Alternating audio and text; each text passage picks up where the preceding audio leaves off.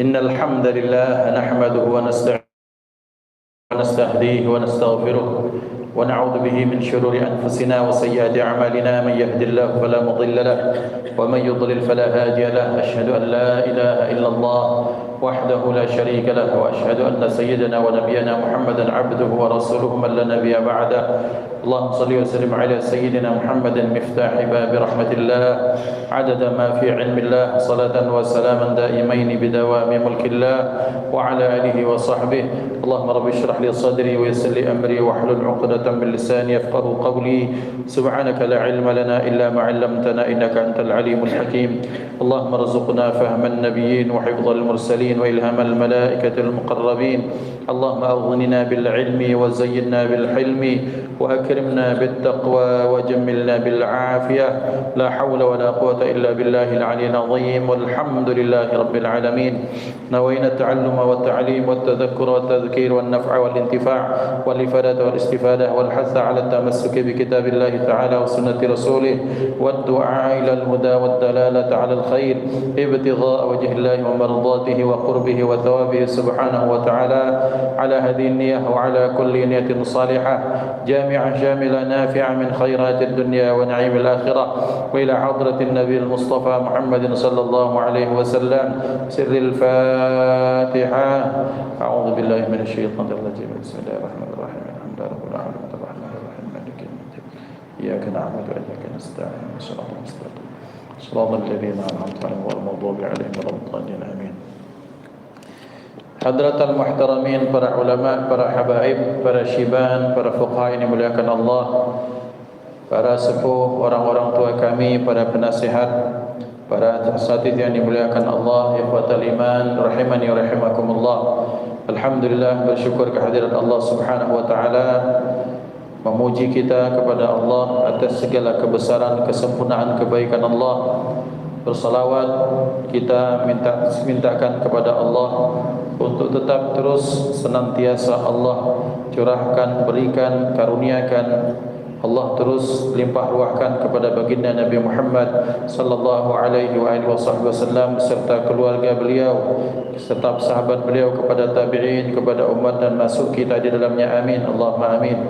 Ikhwan yang dimuliakan Allah Subhanahu wa taala, sebelum kita memulai, fa insyaallah malam hari ini setelah Isya akan ada ziarah di Kambang Koci, kemudian besok haul Datuk Kiai Marogan, Kiai Haji Mas Agus Abdul Hamid bin Kiai Haji Mas Agus Mahmud bin Kanang.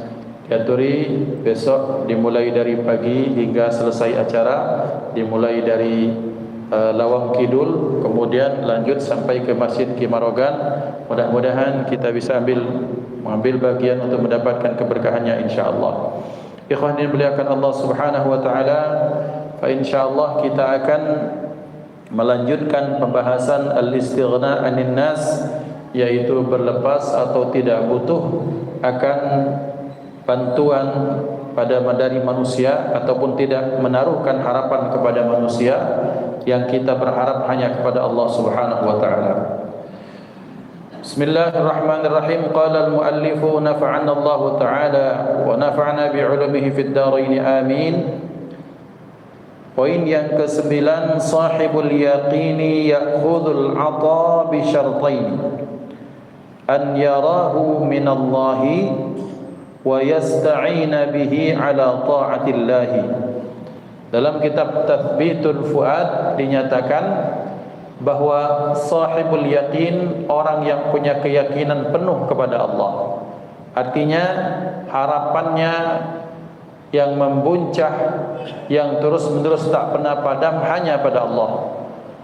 Maka orang-orang yang penuh dengan keyakinan seperti ini, mereka boleh mengambil bantuan pemberian manusia bisyartaini, dengan dua syarat. Yang pertama, an yarahu minallah, bahwa ia memandang pemberian itu bukan dari manusia, tapi hakikatnya adalah daripada Allah Subhanahu wa taala. Kemudian yang kedua, wa yasta'ina bihi ala ta'atillahi, dan ia pergunakan pemberian itu dalam rangka ketaatan kepada Allah. Maka ini pada aspek untuk menanamkan keyakinan dan kuatnya akidah dan tauhid. Tetapi juga kita tidak boleh lupa bahwa di sebalik itu semua kita tetap menghargai manusia yang menjadi keran rezekinya Allah Subhanahu wa taala. Karena bagian daripada Islam bahwa kita harus pandai mengapresiasi, menghargai kebaikan yang Allah berikan kepada kita. Orang yang menemani kita berangkat ngaji, orang yang memboncengi kita, atau orang yang meluangkan waktu kita ngajak kita bersama-sama ke satu tempat, itu merupakan bagian dari kebaikan walaupun dari Allah, tapi tetap sebagai bagian dari muamalah kita wajib terima kasih. Kemudian orang yang dengan asbabnya maka kita bisa makan, kita bisa minum, wajib kita berterima kasih. Siapa misalnya? Orang tua kita. Kita yakin bahwa hakikatnya adalah daripada Allah, tetapi tetap harus ada penghargaan, apresiasi, karena sesungguhnya kalau tanpa jasa mereka maka boleh jadi dari yang lain, tapi tetap kepada yang lain pun kita mengucapkan terima kasih. Dan inilah akhlak dalam Islam. Kita harus pandai-pandai menghargai pemberian kebaikan orang lain. Maka beliau sallallahu alaihi wasallam menyatakan fima ma'na man lam yashkurin nas lam yashkurillah, atau lam yashkurillah man lam yashkurin nas. Tidak dianggap bersyukur kehadirat Allah kepada Allah orang yang tak pandai bersyukur kepada manusia dengan cara mengucapkan terima kasih. Masa kita tak kemadai, takkan mungkin kita dikasih air terus dikasih kepada kita. Jadi sudah mau mati karena kehausan, terus ngomong ini daripada Allah, jadi saya tak akan terima kasih kepada kamu. Oh, diambilnya itu selesai, mati kita. Maka ikhwan dimuliakan Allah, hakikatnya betul daripada Allah, tetapi bagian dari akhlak muamalah kepada orang lain, maka kita harus pandai menunjukkan apresiasi, penghargaan, ucapan terima kasih kepada orang tersebut. Dan orang yang pandai menghargai pemberian orang lain, maka dialah orang yang pada hakikatnya pandai mensyukuri nikmat Allah Subhanahu wa taala. Jadi jangan masuk kita, jangan pecah tak tahu terima kasih, lah dinjuk bantuan, dah ditolongi, kemudian lewat begitu saja, tidak. Bahwa sebagai seorang muslim yang baik, yang Islam itu punya 3 komponen: akidah, syariat, dan bagaimana akhlak kita kepada orang. Dan pemberian orang lain, bantuan orang lain, bagian dari akhlak kita, bagaimana kita menghargai atau tidak. Dengan hal-hal yang kecil saja. Mungkin ada orang yang kemudian kita berangkat jalan, kemudian yang persilahkan duluan, atau mungkin ketika kita mau masuk ke mall atau masuk ke supermarket atau toko, kita jalan di belakang terus dia nunggu dibukakan pintu. Itu kan kebaikan-kebaikan yang kita patut berterima kasih. Kemudian ketika misalnya kita mau wuduk bingung, tiba-tiba ada Pak di sana wuduk di belakang, ucapkan terima kasih. Tak akan rugi kita, tak akan turun derajat kita menghargai kebaikan orang lain. Dan biasanya seperti yang terus Al-Fakir ulangi, ada 3 kata sakti ini yang terus kita ajarkan diri kita, anak kita, pasangan hidup kita, murid-murid kita, teman-teman kita. 3 kata sakti itu apa? Tolong, terima kasih, dan maaf.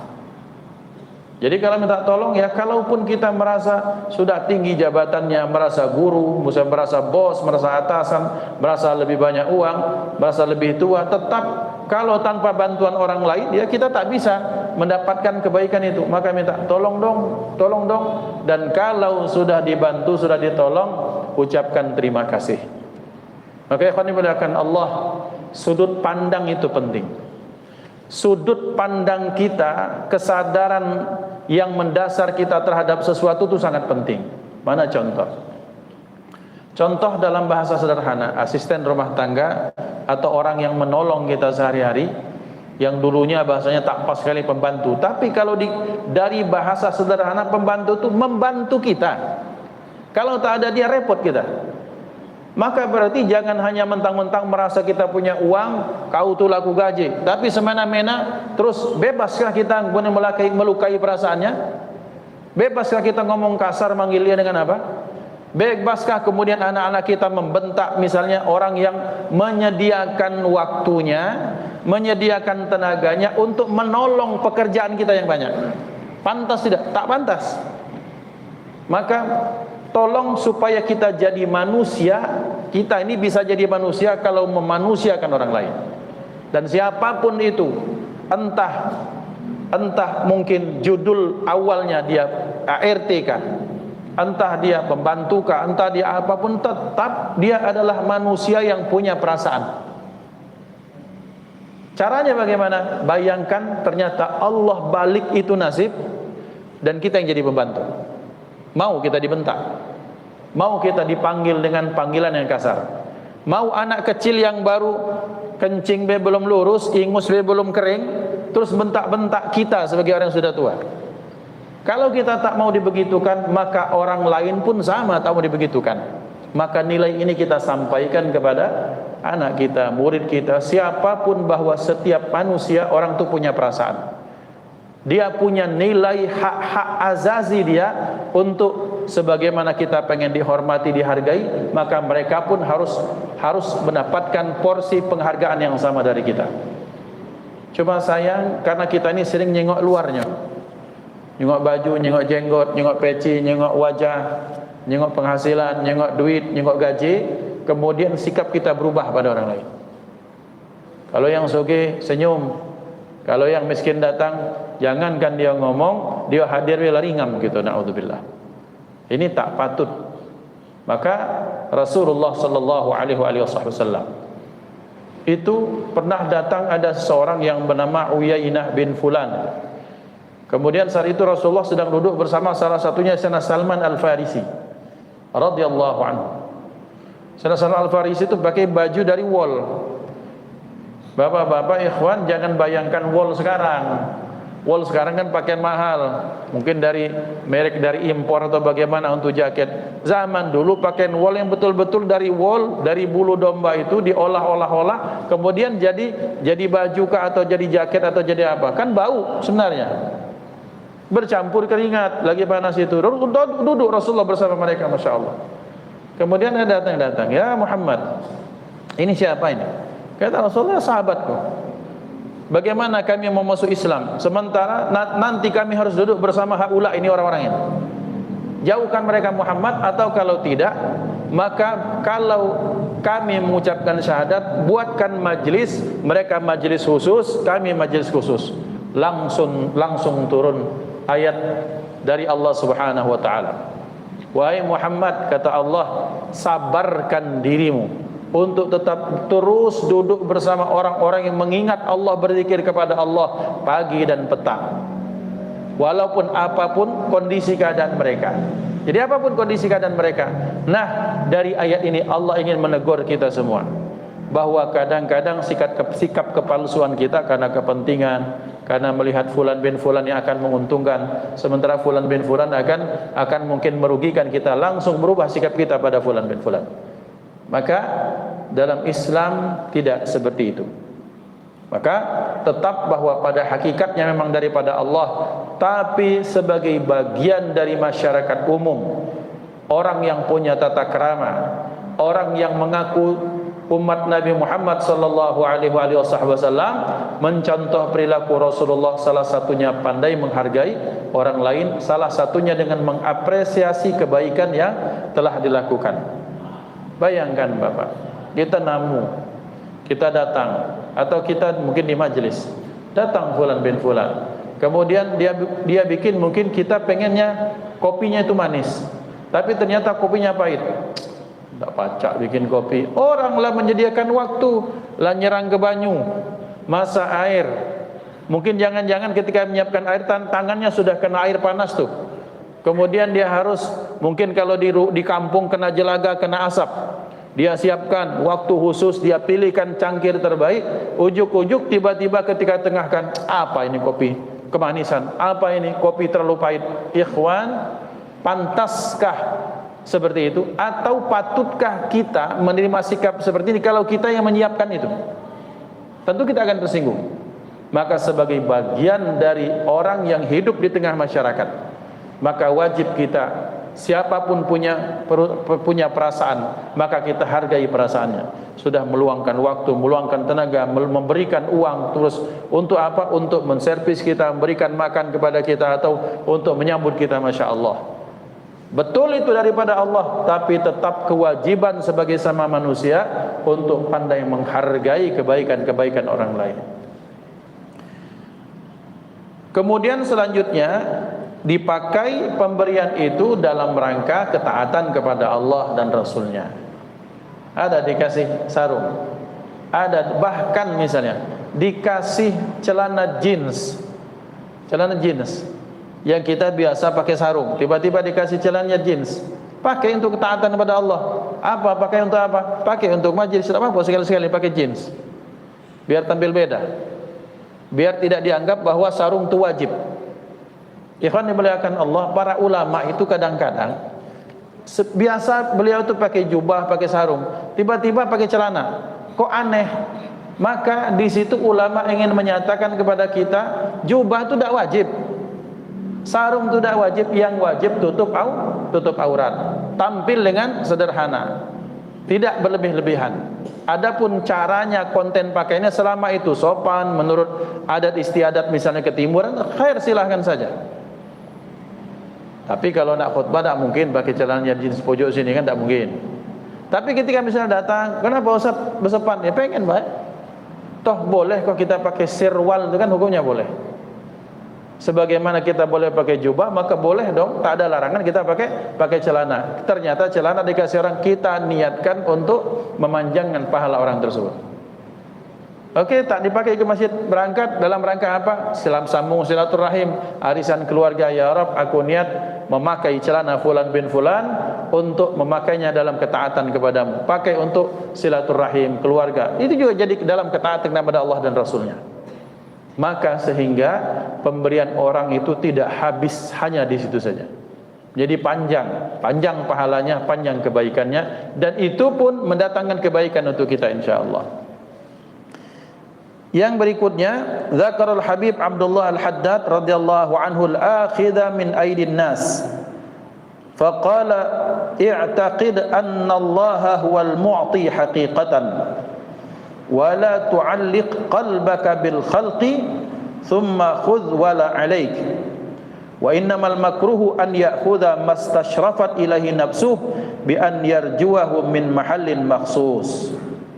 Maka kata Imam Al-Haddad menyatakan, kalau ada orang yang mengambil pemberian orang lain, kata beliau, sudah ambil saja, yakinkan bahwa yang diberi itu adalah betul-betul daripada Allah. Kemudian yang kedua, wala tu'alliq qalbaka bil khalqi, dan jangan kau gantungkan hatimu kepada makhluk. Artinya kalau tak ada bapak ini, kalau tak memberikan bapak ini, maka aku tak makan, tak bisa. Enggak. Kita yakin daripada Allah SWT. Tapi tetap saya sampaikan tadi dari awal bahwa akhlak tetap dikedepankan, kita ucapkan terima kasih. Maka kata beliau, summa khudh wala 'alaik, ambil saja, enggak apa-apa. Tak akan menurunkan derajat kita ketika kita menerima pemberian orang lain. Misalnya sudah kaya, diberikan sarung, barang ini terbeli aku. Ini akhlak yang tak baik. Maka katakan bahwa ya Rabb, alhamdulillah, hadhihi ni'mah minka. Nikmat ini adalah daripadamu. Kemudian selanjutnya, dan jangan gantungkan bahwa ini kalau tak orang ini maka tak sabar. Tidak. Tetap bahwa siapapun, kalau Allah pengen kasih sarung, dari tangan siapa akan sampai kepada kita. Tapi kewajiban kita apa? Menghargai siapa yang memberikan itu. Kata beliau, ambil saja, tidak akan menurunkan derajat, tidak akan menurunkan kita menjadi orang yang kemudian hina hanya gara-gara menerima pemberian orang lain. Karena pada hakikatnya itu daripada Allah Subhanahu wa taala. Wa innamal makruh, yang dibenci itu kata beliau apa? An ya'khudha mastashrafat ilaihi nafsuh bi an yarjuwahu min mahallin makhsus. Yang tak boleh, yang dibenci itu adalah ketika sesuatu tersebut jadi besar nilainya di sisinya, kemudian dia berharap dia mendapatkan itu dari orang-orang tertentu, dari tempat-tempat tertentu. Maksudnya adalah ketika dapat nikmat, pengen dia dapat dari fulan bin fulan. Ngapain kita pengen dapat nikmat dari fulan bin fulan? Kenapa tidak dari Allah saja? Sibuk kita dekat sini, senggol sana, jilat sini, kemudian senggol sana, supaya kita dimension sama orang kaya, supaya kita dapat perhatian sehingga dapat bantuan dari dia. Ngapain? Kenapa tidak minta kepada yang maha kaya saja? Ya Rob, aku minta ini. Ya Rob, pengen makan ini. Misalnya, silakan, khair saja. Tidak perlu ya Rob, kemudian gerakkan hati Pak Haji itu untuk unjuk aku duit. Ala kecapeknya. Minta daripada Allah, caranya terserah Allah Subhanahu wa taala. Maka yang tak boleh itu manakala kita menganggap bahwa pemberian itu hebat, seolah-olah kita menafikan kebaikan, hakikat kebaikan daripada Allah. Itu maksudnya. Sehingga dengan itu kemudian kita mengagungkan orang lain, berharapnya kepada dia, tidak berharap kepada Allah. Seperti tadi misalnya, di tetangga kita ini setiap bulan Sya'ban, bulan Ruah, pasti ini kebuli ini, kambing guling sikok ini tunjukkan begitu.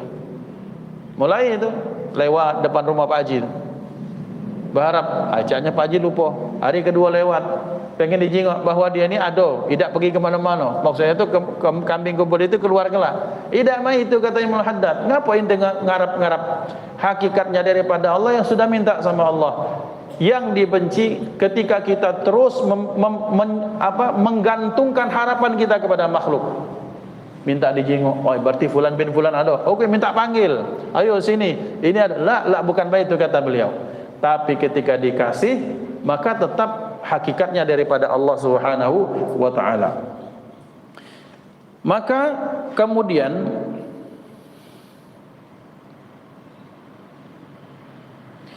satu saat ini diceritakan tentang kisah Al-Imam Ahmad bin Hanbal bersama seorang kuli panggul. Jadi diceritakan, dikisahkan bahwa Imam Ahmad bin Hanbal itu minta bawa dari pasar belanja, kemudian minta bawakan barang. Ini beliau si kuli panggul merasa tua, kemudian bawa anaknya, mungkin sekitar 12-13 tahun. Ketika masuk ke rumah itu, di rumah Imam Ahmad bin Hanbal itu kan ada bau roti yang baru dipanggang. Kan roti kalau dipanggang itu kan bahasa kita Palembang meringut. Masuk gitu. Bahasa kita itu apa ya? Sampai pecah ngences gitu nah. Maka kemudian Imam Ahmad bin Hanbal setelah memberikan upah, beliau tahu ini fulan bin fulan lapar dan kayaknya kepengen dengan roti, kejengoan kita tuh, mata ngelirik-lirik, ai kawan ini cak juga lah. Tapi nak minta itu malu. Maka Imam Ahmad bin Hanbal ngambil roti, diberikan kepada orang tersebut. Apa yang terjadi? Orang itu menolak. Ya, enggak ya Imam Ahmad. Terima kasih banyak. Terima kasih jazakallah, lari. Kemudian Imam Ahmad bin Hanbal kemudian memanggil anaknya tak jauh. Yang, Nang, sini.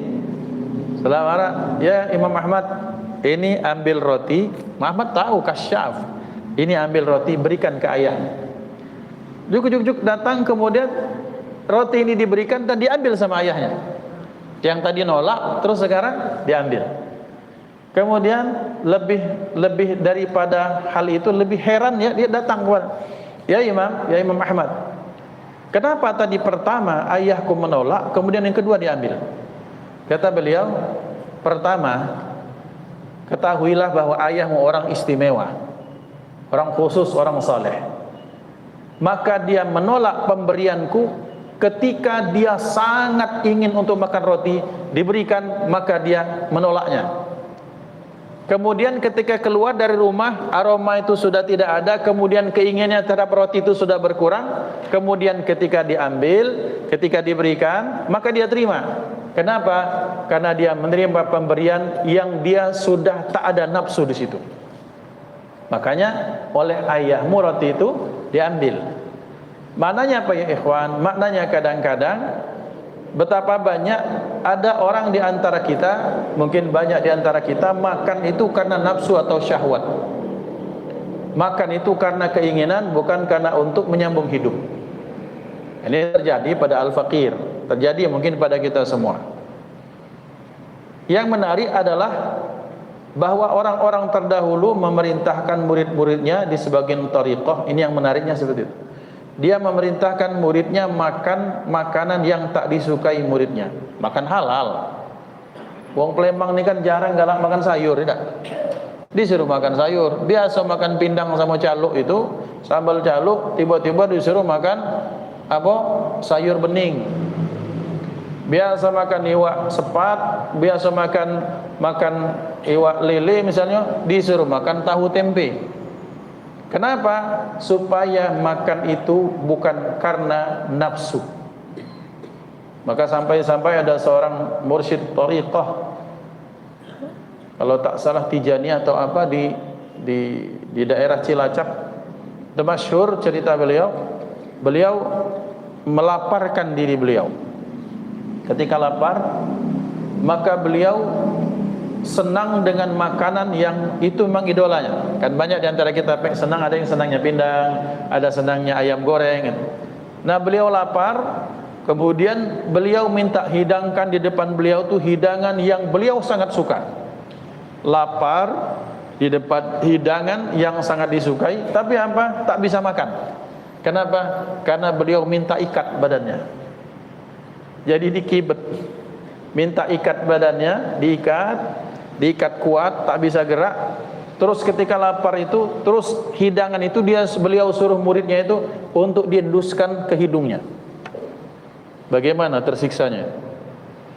Pengen dalam tak makan pempek misalnya, kapal selam. Mungkin sebulan ke luar negeri, balik dari Eropa nyari pempek dak katik, langsung ke Lembang nyari pempek. Lapar tu pengen dengan pempek, diikat kawan, terus diikat itu kemudian digoda itu hidangan itu pempek itu, cak nak dimakan, di depan itu digoda seperti itu, terhembus aromanya, kemudian penampakan seperti itu. Kemudian terus berlangsung itu sampai kemudian qadarullah, maka beliau memuntahkan darah, maaf bentuknya seperti anjing. Dan setelah itu nafsu syahwat beliau terhadap makan itu hilang, baru beliau makan. Artinya apa? Artinya bahwa para ulama mereka melatih diri mereka dan murid-murid mereka bagaimana ketika makan, maka makan itu tidak diawali dengan syahwat. Dan itu yang berat. Maka orang ini terjadi seperti itu. Di awal dia punya syahwat terhadap makanan tersebut. Maka ketika diberi, beliau tolak. Tapi ketika sudah jaga jauh, kemudian aroma roti sudah hilang, keinginannya sudah mulai surut, ketika diberikan maka beliau terima. Kenapa? Setelah itu beliau makan atas nama, memang makan bagian pemberian daripada Allah, bukan karena dia punya nafsu atau syahwat terhadap makanan tersebut. Kemudian selanjutnya, Ra'a Salim bin Abdullah bin Umar radhiyallahu anhum rajulan yas'alu yawma Arafata fazajarahu wa qala ama tastahi min Allah ta'ala tas'alu ghairahu fi mithli hadzal mawtin wa mithli hadzal yawm. Ada seorang sahabat Salim bin Abdullah bin Umar. Itu Salim bin Abdullah bin Umar itu satu saat beliau membentak, memarahi ada orang, maaf ini orang pengemis, minta-minta. Kapan dia minta? Minta-mintanya di hari Arafah sedang wukuf. Dibentak, dimarahi itu, menbasuh kita tuh Palembang ini dikontani. Dikontani bagaimana? Dengan dibentak dengan, tidakkah kau malu pada Allah? Hari apa ini? Tempat apa ini? Ini maksudnya tempat Arafah. Ini hari adalah hari Arafah, hari wukuf. Hari dan tempat di mana doa-doa kita diijabah oleh Allah, sementara ente menengadahkan tangan minta kepada selain Allah. Tak malukah kau? Dibentak sampai seperti itu. Artinya ikhwan dimuliakan Allah, bahwa beliau ingin mengingatkan kepada pengemis ini, ini hari baik, hari di mana doa diijabah, ini tempat baik, tempat di mana orang wukuf semuanya untuk melaksanakan haji. Tak sah hajinya kalau tak wukuf di sana. Tiba-tiba dia datang ujuk-ujuk dengan menengadahkan tangan minta kepada manusia, yang itu mereka adalah merupakan hamba Allah Subhanahu wa taala. Maka kata beliau, ama tastahi, tidakkah engkau tahu antasala ghairahu, engkau minta pada orang selain Allah, pada zat selain Allah? Tak sadarkah engkau ini hari Arafah, hari di mana kalau dalam riwayat tidak ada hari yang lebih hebat putus asanya iblis laknatullah alaih dibandingkan dengan hari tanggal 9 Arafah. Karena kenapa? Karena tidak ada siapapun yang wukuf di Arafah berdoa kecuali doanya diijabah oleh Allah Subhanahu wa taala. Sampai-sampai dikatakan ulama, bagian dari saking pentingnya hari wukuf itu yang cuma setengah hari, zuhur sampai maghrib, maka Allah Subhanahu wa taala mensyariatkan zuhur asar diqadha. Supaya apa? Supaya banyak waktu bagi kita untuk berdoa di saat itu, tidak menyia-nyiakan waktu. Mudah-mudahan Allah sampaikan kita untuk haji dan umrah ya Rabb, wukuf di Arafah ya Rabb, amin Allahumma amin. Maka ikhwan dimudahkan Allah, ini yang terjadi.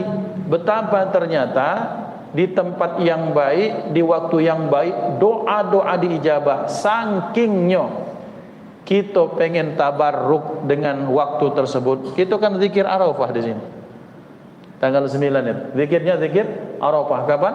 Waktu asar. Karena kalau waktu asar itu kan zuhur di sana, di kita sudah asar kan? Kita minta tabarruk, ngalap barokah waktu yang baik itu. Waktu yang baik saatnya minta kepada Allah, ada orang minta-minta pada manusia. Ente tak malu ente. Ente gimana sampai dimarah oleh Salim bin Abdullah bin Umar bin Khattab radhiyallahu anhu. Dimarah betul-betul habis-habisan. Karena ini orang ingin disadarkan bahwa manfaatkan waktu, momen dan hari yang baik serta tempat yang baik ini. Maka ikhwan dimuliakan Allah, pengingat untuk kita, berarti kalau Arafah yang nak bergesa-bergesalah dulu sebelum wukuf. Yang nak mungkin masih nak yashrab dukhan lajulah dulu. Tapi berdentum azan zuhur, tinggalkan semua. Matikan HP, matikan gadget, berpisah dari teman, berpisah dari istri, fokuskan dari zuhur sampai ke asar, istighfar kah, kemudian banyak zikir kah, banyak salawat kah, banyak berpinta kah, banyak sampaikan hajat teman-teman yang nitip, maka habiskan saat itu di saat itu. Karena kenapa?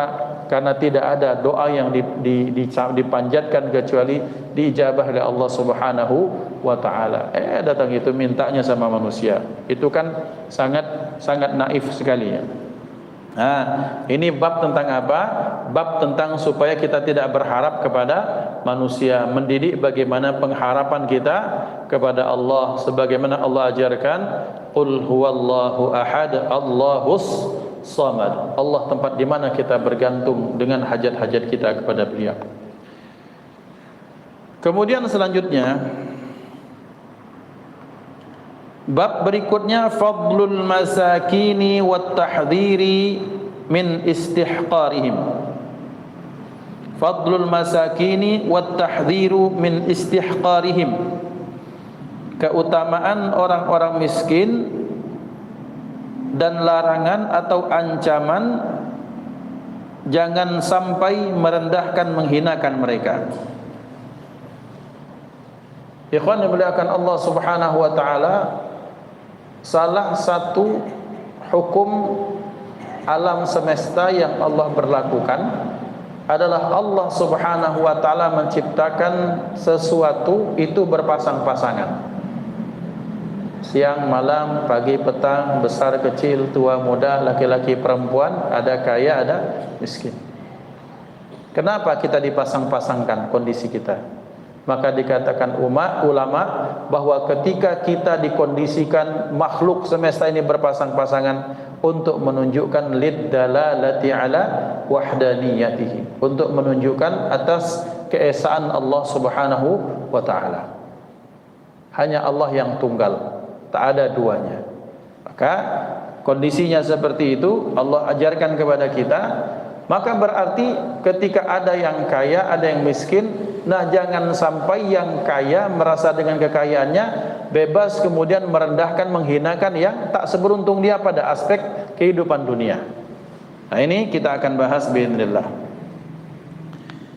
Qala al-Habib sallallahu alaihi wa alihi wasallam, Nabi Muhammad sallallahu alaihi wasallam berdoa, Allahumma ahyini miskinan wa amitni miskinan wahsyurni fi zumratil masakin. I'lamu annaha martabatun 'azimatun ma'al masakin. Ma qala uhsyuril masakina fi zumrati, bal qala uhsyurni fi zumratil masakini. Yakfil masakina fakhran law qala an-nabiy sallallahu alaihi wasallam uhsyuril masakina fi zumrati. Dalam kitab Al-Mawa'idhul Jaliyah bahwa beliau sallallahu alaihi wasallam berdoa, ya Rabb, hidupkan aku dalam kondisi miskin, wa amitni miskinan, dan matikan aku dalam kondisi miskin, wahsyurni fi zumratil masakin, dan bangkitkan, giring aku ya Rabb di hari kiamat, maksudnya bersama rombongan orang-orang yang miskin. Maka dikatakan oleh pengarang kitab Al-Mawa'idhul Jaliyah, ketahuilah wahai para pembaca, kata beliau, tidakkah kita sadar bahwa orang-orang miskin itu punya martabat yang tinggi? Di doa itu Rasulullah sallallahu alaihi wasallam tidak berdoa minta kepada Allah, ya Rabb, gabungkan, kemudian giringkan, kumpulkan orang-orang miskin bersama saya. Tapi apa? Tapi gabungkan aku, giring aku masuk dalam rombongan orang-orang miskin. Itu saja sudah menunjukkan betapa mulianya martabat mereka, betapa Allah sangat menghargai orang-orang miskin. Di mana kalau di dunia orang akan menghargai karena outfitnya, karena pakaiannya, karena penghasilannya, karena kendaraannya, karena rumahnya, maka di akhirat bahkan orang-orang yang iman, yang mereka miskinlah yang kemudian rata-rata mereka dihargai oleh Allah Subhanahu wa taala. Maka beliau sallallahu alaihi wasallam minta supaya aku dibangkitkan bersama orang-orang miskin. Islam adalah agama yang nyuruh orang miskin. Itu kan nabinya, nabi kamu katanya. Ini orang-orang yang syubhat yang ditimbulkan oleh orang-orang yang tak senang dengan Islam. Itu kan nabi kalian itu minta jadi orang miskin. Apa makna miskin di sini? Makna miskin di sini adalah betapa tergantungnya seseorang kepada Allah, sebagaimana bergantungnya orang yang mau mati kehausan dan tiba-tiba dapat air. Artinya adalah bahwa orang kalau pengharapannya kepada Allah sangat tinggi, karena dia tak punya gantungan selain kepada Allah, itulah mental orang miskin. Maksudnya kondisi orang miskin kalau doa itu kan tidak, dia minta ya Rabb, ya Rabb, ya Rabb, maka gantungannya, harapannya sangat tinggi kepada Allah. Pagi siang malam berdoa, pagi siang malam berdoa kepada Allah Subhanahu wa taala. Itu makna yang pertama. Makna yang kedua, miskin di sini dalam makna apakah Rasulullah miskin? Kalau dikatakan miskin, maka beliau adalah orang yang dulunya kaya, tapi dihabiskan semuanya adalah untuk apa? Untuk dakwah agama Islam. Kemudian mengapa beliau ajarkan seperti itu? Supaya kita sebagai umatnya tidak terlalu mendewa-dewakan dunia, sehingga buta hati kita, lupa kita kepada akhirat. Karena kata Imam Al-Haddad bahwa hanya dengan memandang ahli dunia, orang-orang yang cinta dunia, maka dicabut kelezatan rindu pada akhirat. Apalagi kata beliau, bagaimana terus memandangnya saja mencabut pengharapan kita kepada akhirat. Bagaimana kalau duduk bersama orang-orang ahli dunia, tambah jauh kita daripada Allah. Tapi orang miskin diharapkan dengan ketidakpunyaannya terhadap dunia, maka gantungan harapannya di akhirat itu sangat tinggi kepada Allah Subhanahu wa taala. Miskinnya Rasulullah, beliau pernah berkurban 70 onta. Ada kita di sini kurban 70 onta. Onta bukan sapi. Berapa puluh juta onta sekarang? 70 onta, 60-an itu beliau sembelih sendiri, atau 63, 7-nya minta sembelihkan kepada Sayyidina Ali karramallahu wajhah. Kemudian ini diisyaratkan bahwa itulah isyarat usia Rasulullah sallallahu alaihi wasallam. Beliau menikahi Siti Khadijah, maharnya apa? 20 onta muda. Ada yang bapak-bapak yang nikah di sini, maharnya onta. Kambing 5 ada. Ikhwan. Maka betapa luar biasanya Rasulullah sallallahu alaihi wasallam. Tapi semua hartanya dihabiskan untuk jihad fi sabilillah, untuk dakwah Islam, untuk membantu orang-orang fakir dan membutuhkan. Nah, ini maknanya. Sallu ala Nabi Muhammad. Allahumma shalli wa sallim wa barik alaihi wa ala alihi. Tapi doa ini mungkin jarang ya orang bacanya. Jadi takut Ustaz, jangan usah Ustaz doa ini. Ngapuk lah miskin Ustaz. Nah, berarti dikabulkan berarti. Yang kedua, Sa'ala Hirqul Aba Sufyan an atba'in Nabi sallallahu alaihi wasallam. Faqala fa asyrafun nasi yattabi'unahu am du'afa'uhum. Qala bal du'afa'uhum. Qala hum atba'ur rusuli aw ma hadza ma'nahu.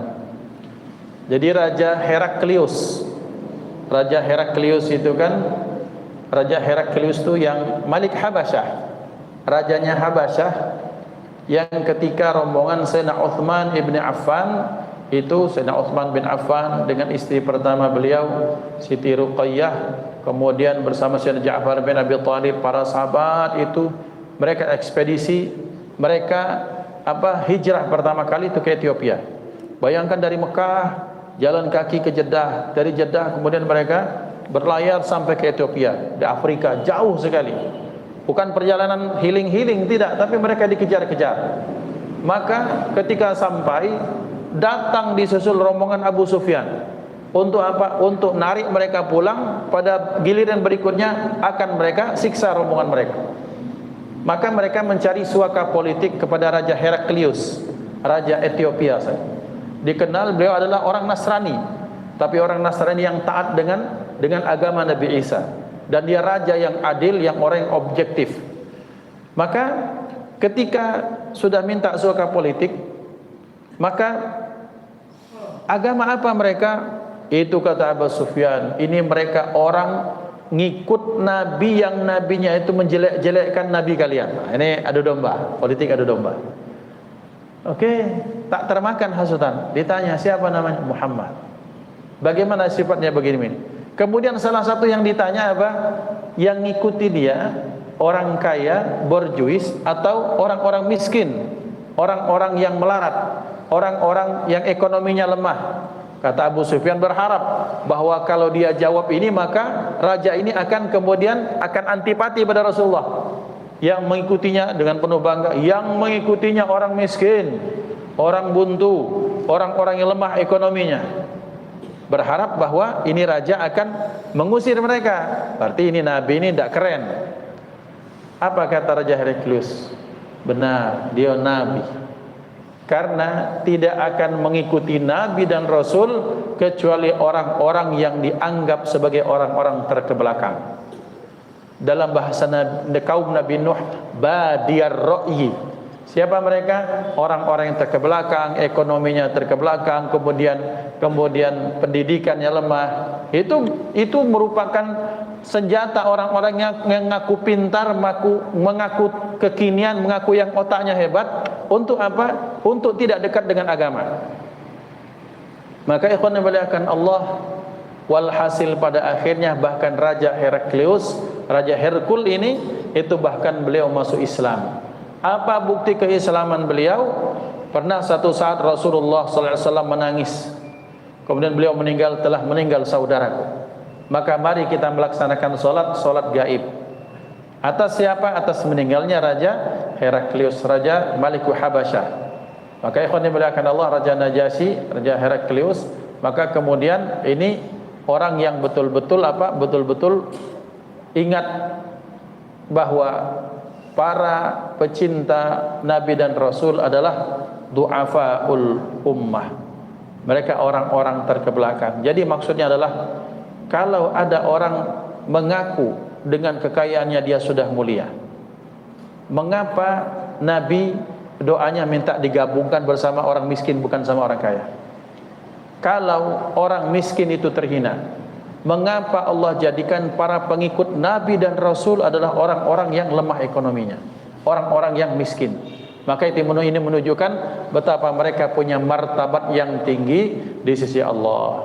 Tapi dengan syarat yang miskin tapi iman, yang miskin tapi sabar, yang miskin tapi taat. Inilah miskin, kata duit buntu, dah galak semayang, galak nyelot pula, naudzubillah. Ya, ini betul-betul yang mereka iman, amal soleh, taat kepada Allah dan Rasulnya. Maka mudah-mudahan ikhwan dimuliakan Allah, ini pembahasan kita pada hari ini, mudah-mudahan menjadi kebaikan untuk kita semua. Hadanallahu wa ikum ajma'in. Kita tutup dengan doa khitamul majlis. Ya Rabbana a'tarafna bi annana qtarafna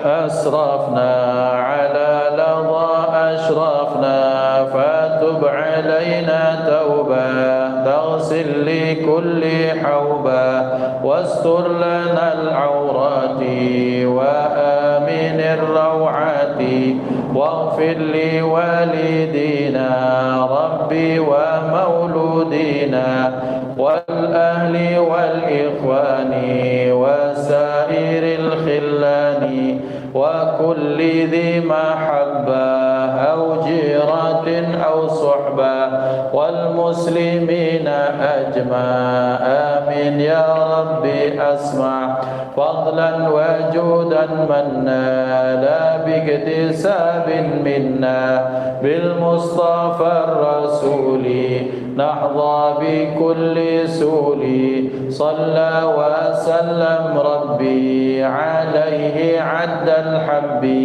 وآله والصحب عداد طش السحب والحمد للإله في البدء والتناهي سبحان ربك رب العزة عما يصفون وسلام على المرسلين والحمد لله رب العالمين. Ikhwan yang dimuliakan Allah, maaf Al-Faqir salah menjelaskan, Raja Heraklius ini raja Roma, ya, raja yang ada di Arab, tapi dia orang raja Romawi yang dikirimkan surat dari Rasulullah SAW melalui utusan, dan beliau utusan itu diterima dengan baik.